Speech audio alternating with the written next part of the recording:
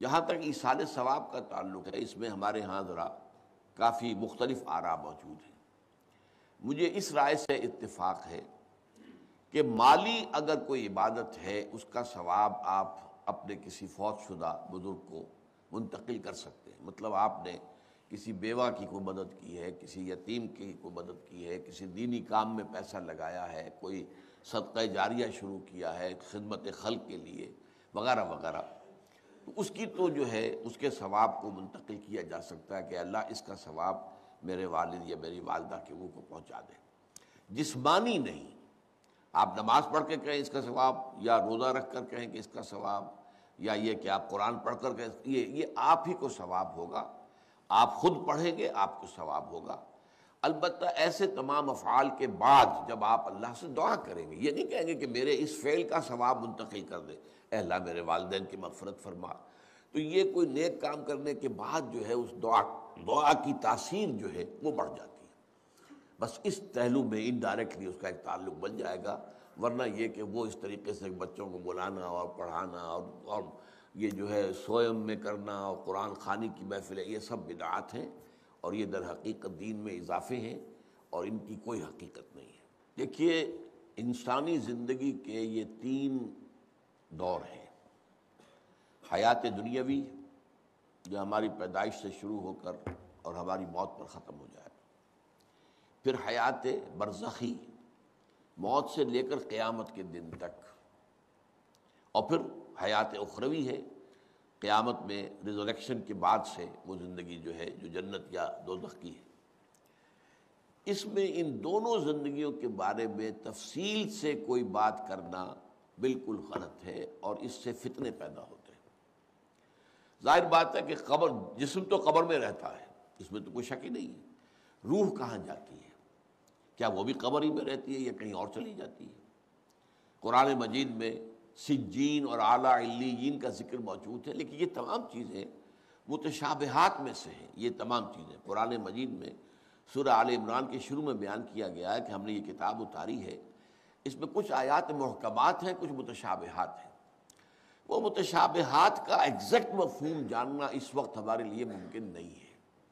یہ تو جب اس عالم میں ہم پہنچیں گے تو معلوم ہوگا کہ ہاں یہ بات تھی کہ جو قرآن مجید میں اس طور سے کہی گئی تھی۔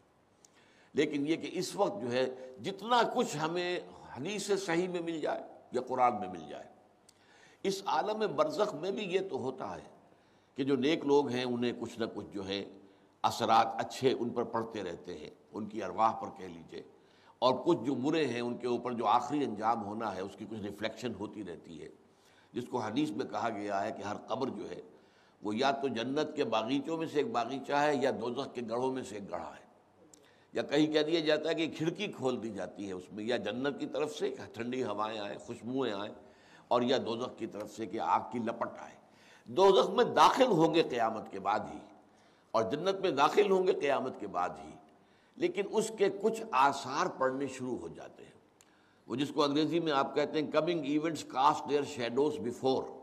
بعد میں آنے والے واقعات جو ہیں ان کے کچھ سائے جو ہیں پہلے سے آنے شروع ہو جاتے ہیں۔ تو اسی طرح سمجھیے کہ جو کچھ آخرت میں کسی انسان کے ساتھ ہونا ہے اس کا ایک عکس جو ہے وہ عالم برزخ میں شروع ہو جاتا ہے۔ اسی لیے قرآن مجید میں یہ بھی آیا ہے کہ یہ جو آل فرعون تھے یہ صبح و شام جہنم پر پیش کیے جاتے ہیں، اور قیامت کے دن پھر کہہ دیا جائے گا ادخلوا آل فرعون النار، ان کو داخل کر دو آگ کے اندر۔ تو یہ اس حد تک، باقی یہ ہے کہ تفصیل میں جانا،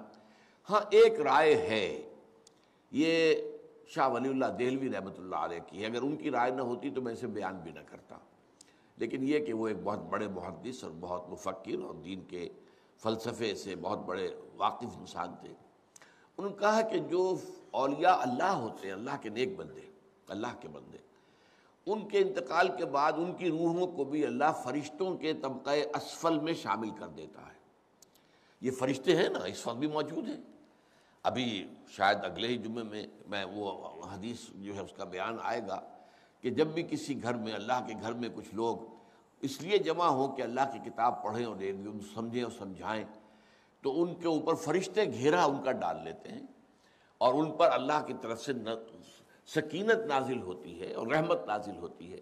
اور اللہ ان کا ذکر کرتا ہے فرشتوں کے پاس، دیکھو میرے بندے، تم کہتے تھے یہ فساد مچائے گا، دیکھو یہ بھی تو ہے نا